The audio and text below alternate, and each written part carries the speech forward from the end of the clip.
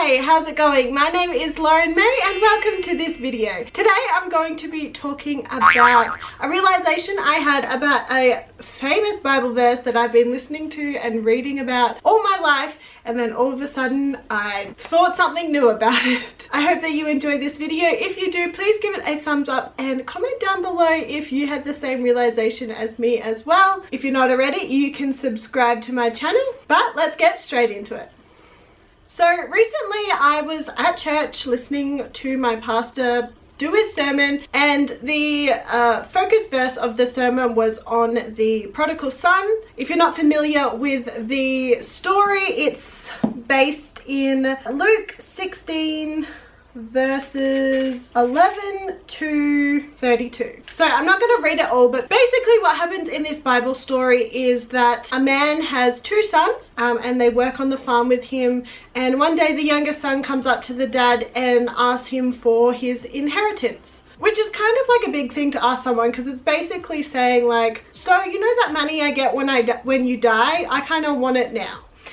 Anyway, so his father graciously gives him the money and he goes off and lives this lavish life, burns through all the money pretty quickly, and he ends up, you know, with a dodgy job feeding pigs. The pigs are getting like fed better than him, and he has this realization that the servants at his dad's house live better than he is right now, so he's going to go home, beg his father to take him back as a servant because he doesn't deserve to be called his son anymore, and he's gonna live as a servant because they have a better life than he does now. And as the son is coming home, the father sees him, they run to each other. The dad says something along the lines of, I thought you were dead, but you're alive now, you know, praise God kind of thing. You were lost, now you're found. Come, let's throw a massive party, let's celebrate because, you know, I have a son who's alive again. And then out in the backfield, the older brother is kind of like, what's going on? There's a party going on.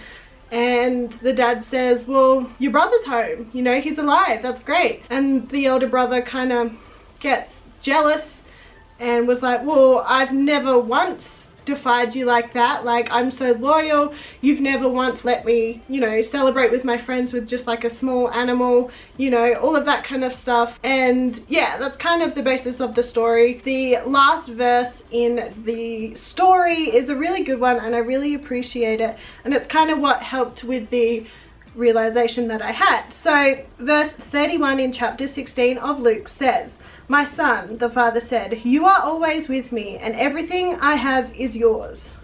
But we had to celebrate and be glad because your brother, the brother of yours, was dead and is alive again. He was lost and is found. So up until, you know, this point before the sermon that I was listening to, I had always, whenever I was listening to this story, I'd always thought of myself as the younger brother, you know, going off and enjoying, you know, life's luxuries and, you know, fulfilling my desires that may not be, you know, of the godly manner, and then finding my way back to God, and that was great. Yeah, and it was always how I resonated with the story that, you know, God always welcomes us back into his family whenever we, you know, go astray and want to come home.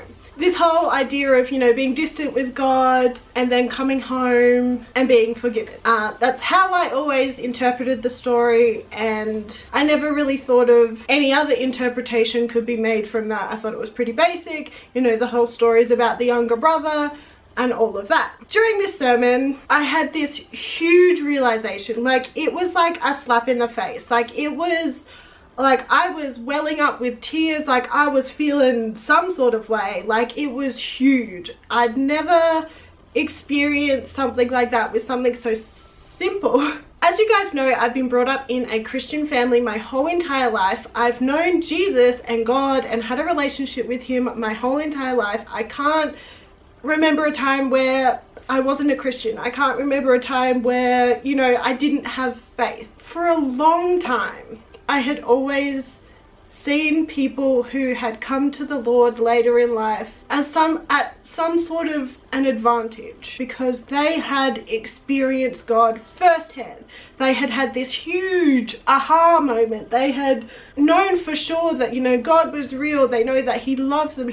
They've felt the love of God. They've, you know, had these big moments where they're just like, oh my goodness, you know, there's a God and he loves me. Like those big things I'd always, I didn't realize this was going to make me emotional.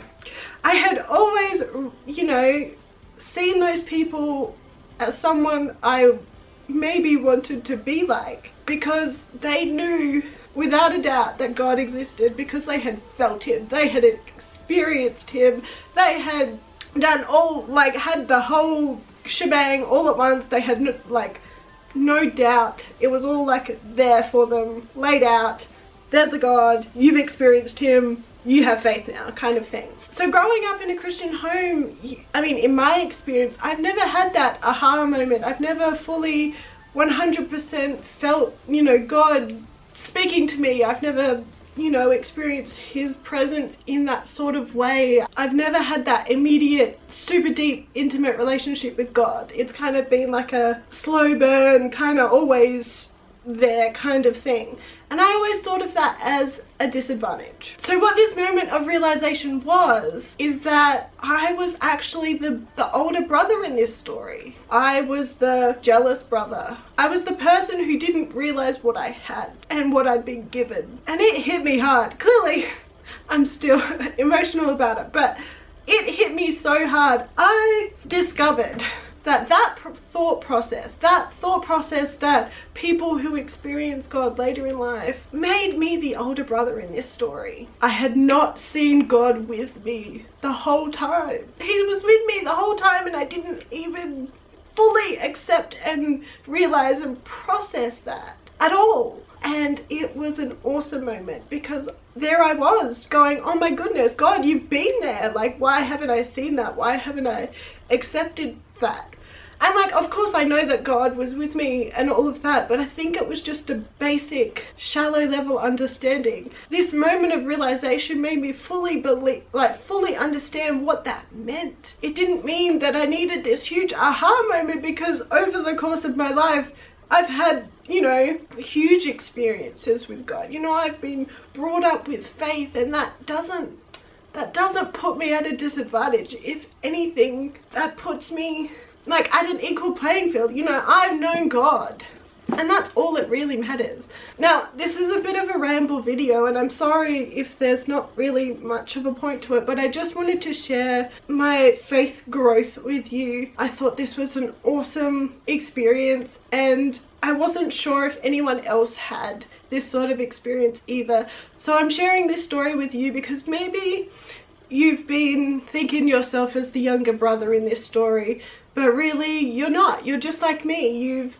grown up in a Christian family and you've not really known anything else, and you've thought of that some sort of way. I'm here to tell you that maybe this is your realization. Maybe you need this realization today of me sharing that God has been with you since the beginning of time. He knew you before you were born. He formed you in your mother's womb, and whether you've known him a day or 15 years or since the moment you were born, you know, he's loved you that long. And this is just hopefully some sort of encouragement in your faith. Yeah, I just want this video to be some sort of encouragement. This was a huge realization for me in such a simple, you know, story, and I just wanted to share it with you today. Thank you for watching this video. If you enjoyed it, please give it a thumbs up and comment down below your comments on this. Let me know how you feel about this Bible story and where you're at with your faith, and we can have a conversation in the comments down below. If you're not already, please subscribe. The button is just down below, and once you've done that, you can click that notification bell to be notified every single time that I upload a video. I hope you're having a wonderful day, and remember, don't forget to hug someone today. Bye!